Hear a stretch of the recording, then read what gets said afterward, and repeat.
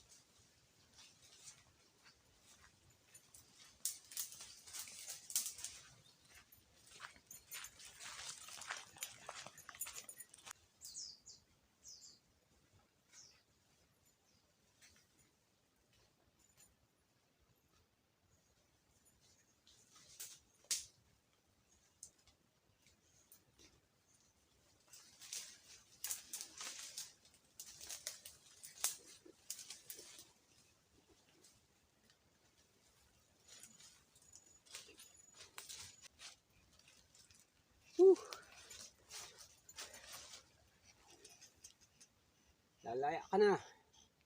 Ito na mga kalagalag ang ating musang na inalagaan ng magtatatlong linggo. At yung sugat niya ay napahilom na natin. Magaling na siya. Na ngayon ay ready na pakawala natin dito sa gubat. Na muli siyang makabalik kung saan yung kanyang habitat. At ito nga, ang ngalngal siya masyado mga idol. Dahil malayo yung nilakad namin, mainit. So yan, ngalngal siya sa ngayon. Kaya pinapahinga ko muna. At mamaya kapag medyo naka-relax na siya, ay bubuksan na natin to. Nang siya ay makalabas na sa kulungan at mamuhay na siya ng normal tulad ng dati. Yan siya mga idol. I-close up natin bago natin siya ilabas sa kulungan. Ano? Ngalngal pa? Ha? Ngalngal ka pa? Ayan, napagod ka na. Ayan, ang ganda ng mata niya mga kalagalag. Maya, pahinga ka muna. Ayan. Ayan siya mga idol. Pinakain pa natin siya kaninang umaga ng 2 pirasong malaking isda. Bali magkakalahating kilo, kaya medyo na-delay yung pagpunta namin dito sa gubat kasi umulan pa kaninang umaga. Kaya inabot kami ng hapon.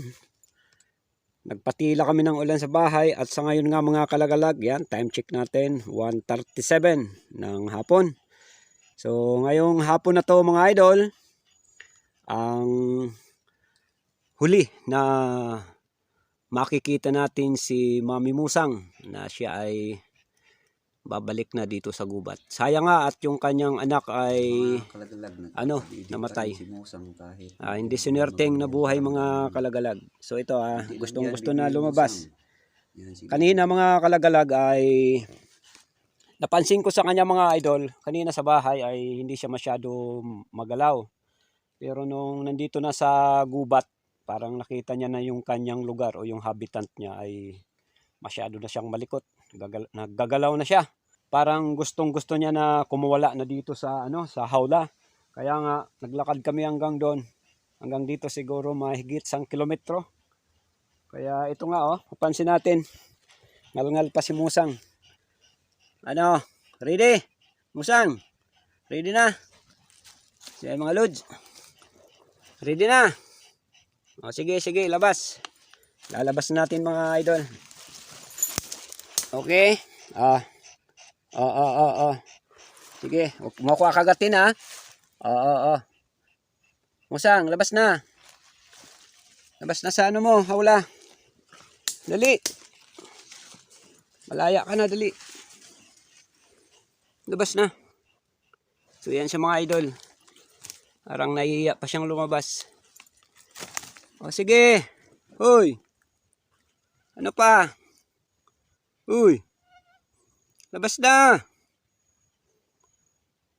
Open na yung pintuan. Shh. Labas na. Labas na. Hindi na. Nandito ka na sa lugar mo, yung tahanan mo. Sige na. Sige. Ayan. Ayan na siya mga idol. Ayun na. Sundan natin. Ayun. Ayan. Ayun. Kakuha ng butas. Ayun. Saan ba ang punta mo? Sige na. Lakad na, lakad. Sige. Sundan natin mga idol hanggang sa pumasok siya dun sa masukal.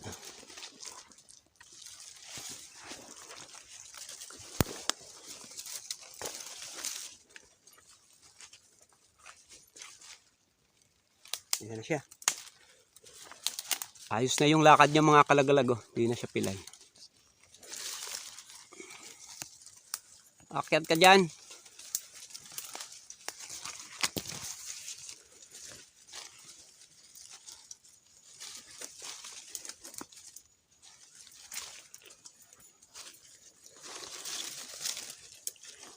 Sige, akyat.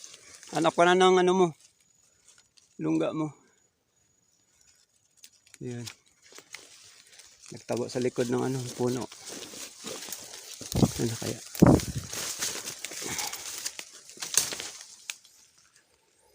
Yan na siya.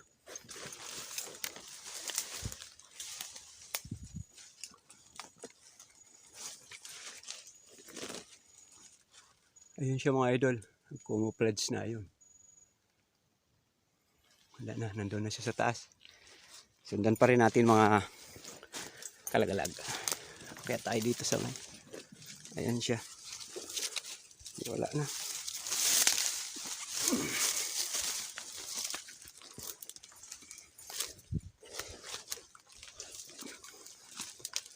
Wala na siya.